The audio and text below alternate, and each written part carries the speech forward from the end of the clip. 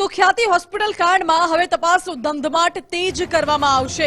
Crime બ્રાન્ચની team Chirag રાજપૂતના ઘરે પણ તપાસ કરવાની છે તેવી માહિતી મળી રહી છે। મહત્વનું છે કે અત્યાર સુધી ખ્યાતિ હોસ્પિટલમાં ઘટનાનું રિકન્સ્ટ્રક્શન કરાયું, દસ્તાવેજી પુરાવા એકત્રિત કરાયા।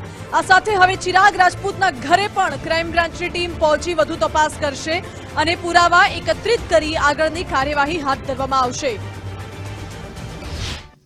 ક્રાઇમ બ્રાન્ચને જે પૂછપરછ દરમિયાન મહત્વની કડી હાથ લાગી છે, જેને કારણે ખાસ જે ક્રાઇમ બ્રાન્ચની ટીમ ચિરાગ રાજપૂતના ઘરે અહીં મકરબા સ્થિત જે છે તેમનો ફ્લેટ ત્યાં આગળ આવી પહોંચી છે। અને મહત્વની વાત છે કે અગાઉ જ્યારે ક્રાઇમ બ્રાન્ચ દ્વારા તપાસ કરવામાં આવી હતી ત્યારે મહત્વના પુરાવા અને 54 જેટલી દારૂની બોટલો મળી આવી હતી, ત્યારે અત્યારે હાલ ચિરાગ રાજપૂતની જે તપાસ હાથ ધરવા માટે ક્રાઇમ બ્રાન્ચની ટીમ આવી પહોંચી છે। મહત્વની વાત છે કે જે રીતે ખ્યાતિ કાંડમાં જે રીતે તપાસ હાથ ધરવામાં આવી છે, સમગ્ર તપાસ ક્રાઇમ બ્રાન્ચ કરી રહી છે। ને જ્યારે તપાસને અંતે અત્યારે હાલ જે મહત્વના પુરાવાને લઈને દસ્તાવેજો સાથે જે ખાનગી દસ્તાવેજો કોઈ મળ્યાની ગણતરી સાથે અત્યારે હાલ ક્રાઇમ બ્રાન્ચની ટીમ અહીં આવી પહોંચી છે।